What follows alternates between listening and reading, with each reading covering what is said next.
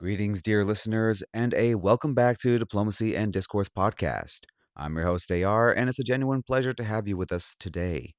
In this episode, we're going to wrestle with one of the most consequential, most debated, and most emotionally charged foreign policy decisions of recent memory: the United States withdrawal from Afghanistan. Few decisions in modern foreign policy have generated as much heat and as little agreement as this one. Whether you believe the withdrawal was long overdue or a catastrophic abandonment, the honest truth is that this story does not fit neatly into any ideological box. It is a story of trade offs, hard choices, and above all, real human consequences. Today, we're going to ask some difficult questions. Was withdrawing the right call? What were the genuine arguments on both sides? Were there realistic alternatives that nobody pursued? What has happened since, and what can, or should, the world be doing now? We will work through each of these questions carefully because the Afghan people and the lesson of history deserve nothing less. To understand the case for withdrawal, we need to start not in 2021, but in 2001.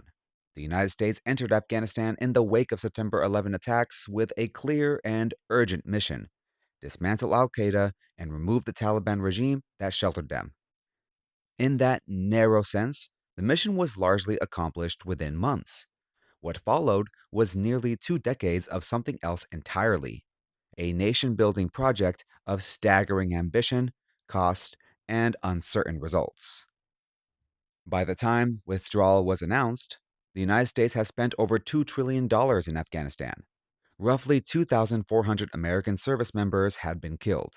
Tens of thousands of Afghan civilians had lost their lives. And yet, by most assessments, Afghanistan remained fragile, deeply corrupt, and heavily dependent on foreign support for its very survival. For many, this was the core argument for leaving.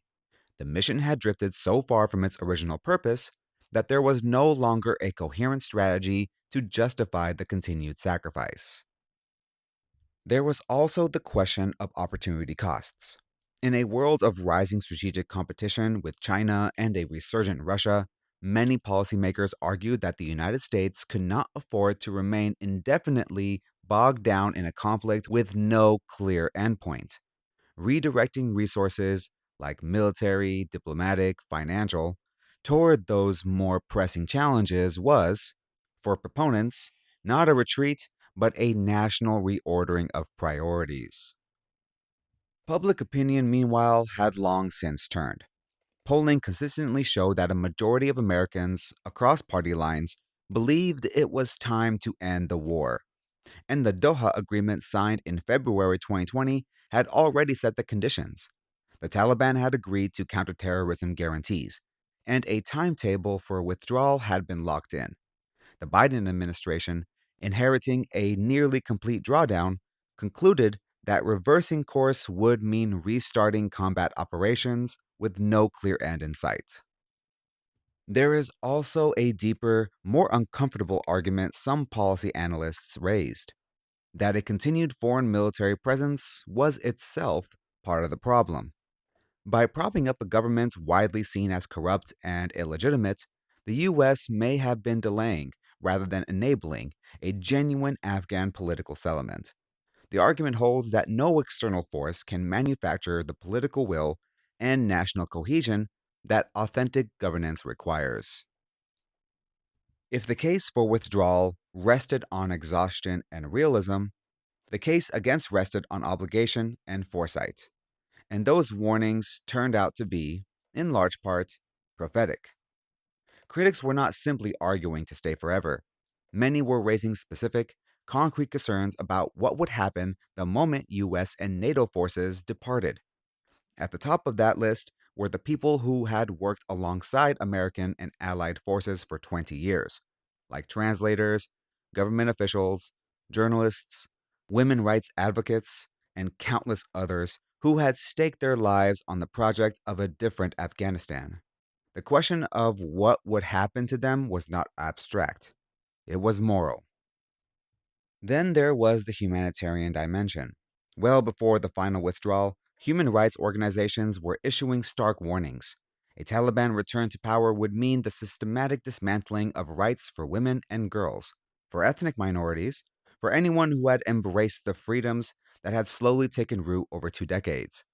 These were not hypothetical fears. They were based on the Taliban's own history and ideology. The concern was that the withdrawal would trade one set of problems for a far worse set of human rights catastrophes.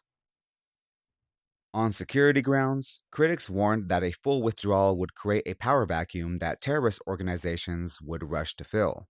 The counterargument, that the US could manage terrorist threats over the horizon using intelligence and air power based in neighboring countries, was viewed by many analysts as dangerously optimistic, given the logistical realities of operating without a ground presence. Finally, there was the question of credibility.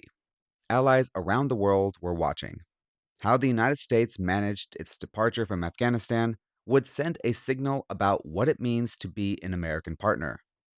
The chaotic final weeks, the images of desperate Afghans at Kabul airport, the deadly ISIS K bombing that killed 13 U.S. service members and over 170 Afghan civilians, the thousands left behind, did not inspire confidence in U.S. reliability. It is worth noting that even many who supported withdrawal in principle argued that the execution was a failure of planning and forethought. A White House internal review later acknowledged that the ongoing administration had left no contingency plan for a large scale civilian evacuation, compounding an already difficult situation. One of the most important and often underexplored questions in this debate is whether the choice was really binary. Was it truly a choice between full withdrawal and an indefinite large scale military presence? Policy analysts have long argued that a range of middle ground options existed, though each came with its own complications. One frequently discussed model was a small but sustained counterterrorism presence. A few thousand troops focused on intelligence gathering and targeted operations, rather than active combat or governance support. This offshore or over the horizon model would have maintained U.S. situational awareness and disruption capabilities without the optics or cost of a full occupation. Another approach proposed shifting the focus from the central government in Kabul to local, community based structures. The argument was that Kabul had always been too distant from the realities of Afghanistan's diverse and centralized society, and that investing in local governance, as well as local defense forces, and community led development might create more durable routes for stability. A third model emphasized regional diplomacy, like leveraging the shared interest of neighbors like China, Pakistan, Iran, and Russia in preventing Afghanistan from becoming a completely ungoverned space. Each of those powers has its own reasons to worry about an Afghanistan in chaos. A coordinated regional framework might have created collective pressure on the Taliban to moderate their behavior in exchange for economic integration and diplomatic engagement. And so, why were these alternatives not pursued? The answer is partly political and partly logistical. After 20 years, the appetite for any continued presence, however limited, had largely evaporated in Washington. The Doha Agreement had also set expectations that complicated renegotiation, and some of the proposed models required a level of regional cooperation that, given the rivalries between Pakistan, India, Iran, and others, was easier to theorize than to achieve. In the end, the administration concluded that the risk of re escalation outweighed the benefits of maintaining a reduced footprint. So, was that calculation correct? Reasonable people continue to disagree. But it's worth sitting with the possibility that the space between stay forever and leave completely was larger than the debate often suggested. So let's talk about the consequences and what has happened since. The speed of the Taliban's takeover stunned even the most pessimistic analysts. Despite U.S. intelligence assessments suggesting the Afghan government could hold for months, the Afghan National Defense and Security Forces collapsed within weeks. Kabul fell on August 15, 2021. President Ashraf Ghani fled the country. The Islamic Republic of Afghanistan ceased to exist. What followed has been, by almost any measure, a human catastrophe. The Taliban reimposed their interpretation of Islamic governance with extraordinary speed and totality. Girls were barred from secondary and higher education. Women were removed from most areas of public employment, including positions at NGOs and UN agencies. Freedom of movement was curtailed, requiring women to have a male guardian for travel. A sweeping morality law passed in 2024 gave religious police broad powers to enforce these restrictions. UN human rights experts have described the situation as gender apartheid, a term that carries specific and serious weight. The economic consequences have been equally severe. International aid, which had previously funded approximately 75% of the Afghan's government's public expenditure, was suspended almost overnight after the Taliban takeover. The banking sector froze. Foreign currency reserves held abroad were blocked. The economy contracted sharply and poverty became near universal. As of early 2026, an estimated 22 million Afghans, more than half the population, require humanitarian assistance simply to survive. The refugee and displacement crisis has compounded these challenges immeasurably. Millions of Afghans had already fled to neighboring countries in the years prior to the withdrawal. Since late 2023, mass deportations from both Iran and Pakistan have forced over 5.4 million people to return to an Afghanistan ill equipped to receive them, arriving in a country with collapsing services, rampant unemployment, and no social safety net. On the security front, the fears expressed by withdrawal critics have found troubling confirmation. Al Qaeda has maintained a protected presence in Afghanistan, reorganizing and recruiting under Taliban shelter.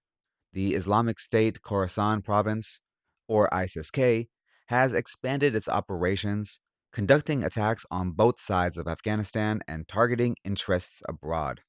The Taliban's failure or unwillingness to restrain the Pakistani Taliban, or TTP, has also fueled escalating cross border violence with Pakistan, injecting instability into an already volatile region. Despite the extraordinary constraints imposed by Taliban governance, including the ban on female NGO workers, which directly undermined the ability of aid organizations to function, the United Nations and its agencies have remained engaged. UNICEF continues to fund community based education initiatives. The World Food Program operates emergency food distribution at a scale rarely seen. UN Women has sustained discreet support for Afghan women through diaspora networks and partner organizations. The UN Assistance Mission in Afghanistan, or UNAMA, continues to document human rights abuses and advocate, even when the space for that advocacy is deeply constrained. Hundreds of NGOs continue to operate in Afghanistan under difficult, sometimes dangerous conditions. Organizations like the International Rescue Committee, Médecins Sans Frontières, and the Norwegian Refugee Council maintain a presence, delivering healthcare, food aid, and protection services. They do so while navigating Taliban restrictions that have made their work both harder and more dangerous. The 2025 UN Humanitarian Needs and Response Plan required $2.4 billion in funding, of which only a portion has been secured. The international diplomatic posture toward Taliban governed Afghanistan is one of cautious pragmatism. As of mid 2026, no country save Russia has extended formal diplomatic recognition to the Taliban's Islamic Emirate. Yet more than 24 foreign missions continue to operate in Kabul, and the Taliban maintain diplomatic presence in over 40 countries, a reflection of the awkward reality that engagement is necessary even when recognition is withheld. China and Russia have taken notably different approaches from Western nations. Both have engaged the Taliban directly, driven by their own strategic interests in regional stability, resource access, and their persistent skepticism of US led international norms. China, in particular, has signed a preliminary oil extraction deal and pursued investment discussions, betting that economic engagement creates leverage over Taliban behavior. Pakistan's relationship with Afghanistan under the Taliban has been paradoxical. The Taliban's historic patron now finds itself the target of TTP attacks launched from Afghan soil, creating escalating tensions. Iran, meanwhile, has expelled large numbers of Afghan refugees while maintaining a pragmatic diplomatic channel with Kabul. Western nations have focused primarily on resettlement programs, with the United States, Canada, Germany, and the United Kingdom absorbing significant numbers of Afghan refugees and special immigrant visa holders. Perhaps the most quietly remarkable story emerging from Afghanistan is the resilience of Afghan civil society in the face of extreme repression. Despite the Taliban's sweeping bans on girls' education, a network of underground schools has taken root across the country. Run predominantly by Afghan women, often former teachers and professionals, these clandestine classrooms operate in homes, basements, and private spaces, reaching thousands of girls who would otherwise have no access to education. The women who run these schools do so at an enormous personal risk. Afghan women's rights activists, both inside the country and in the diaspora, have continued to speak, organize, and advocate. Diaspora organizations in the United States, Europe, and Canada have become critical nodes in a global network supporting underground education, legal assistance for refugees, and advocacy at the UN and in national legislators. These are not peripheral actors. They represent the living conscience of a society determined not to be erased. If the withdrawal debate is about what we did, the path forward is about what we owe to the Afghan people, to the principle of human rights, and to the integrity of future foreign policy commitments. Several concrete strategies deserve serious consideration. The first, humanitarian aid must be sustained and expanded, not as an endorsement of the Taliban, but as an explicit rejection of collective punishment of the Afghan people. Aid should flow through UN agencies and vetted NGOs with robust monitoring mechanisms, reaching women led households directly and preventing diversion. Donor fatigue is a real danger, and funding gap for Afghanistan's humanitarian response is already severe, and that gap costs lives.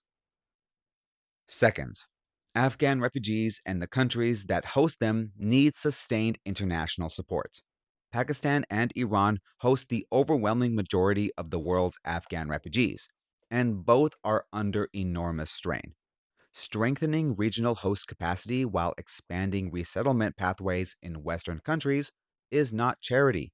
It is a practical expression of shared responsibility for a crisis that the international community shares responsibility in creating. Third, the engagement versus isolation debate deserves to be reframed. Full diplomatic recognition of the Taliban would be a moral and strategic error as long as gender apartheid continues.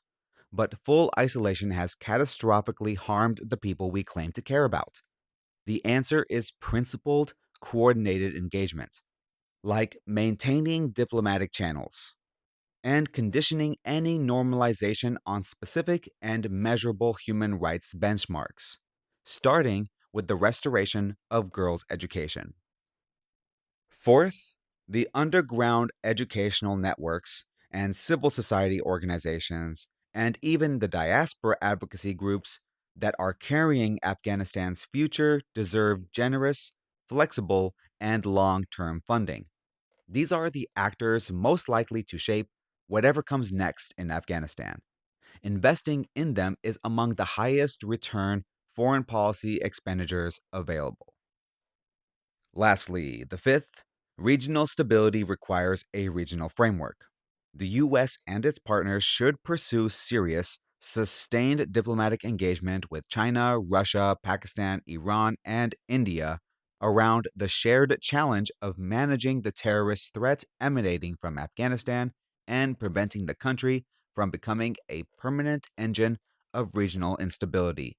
These powers have competing interests, but they share a common vulnerability to an ungoverned Afghanistan. After working through the arguments, the alternatives, and the consequences, we are left with some questions that resist clean answers. And those questions are arguably the most important ones. Was there a right answer? Perhaps the most honest response is that there was no good answer, only choices between different kinds of harm. Staying meant indefinitely sustaining a corrupt government and absorbing ongoing casualties with no clear endgame. Leaving meant abandoning people who had trusted American commitments at considerable personal risk. Both options carried serious moral costs. That does not mean the choices were equivalent, but it does mean the debate deserves more humility on all sides than it usually receives. Are there lessons for future interventions?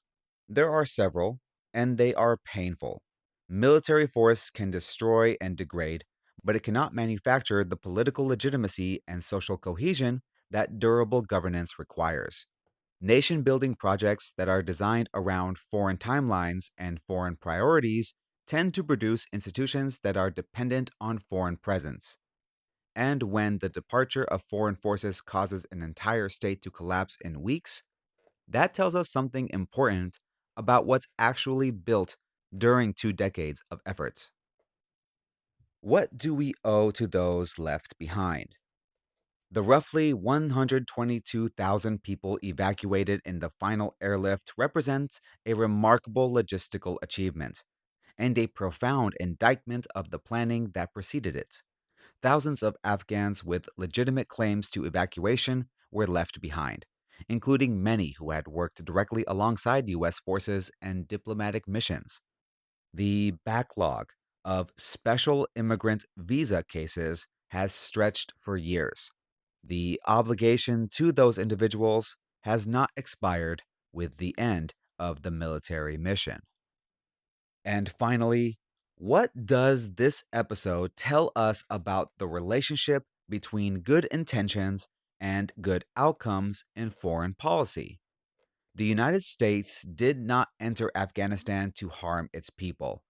Billions of dollars were spent on schools, on hospitals, on legal systems, on women's rights programs. And some of that investment made real and lasting differences in real people's lives. That matters.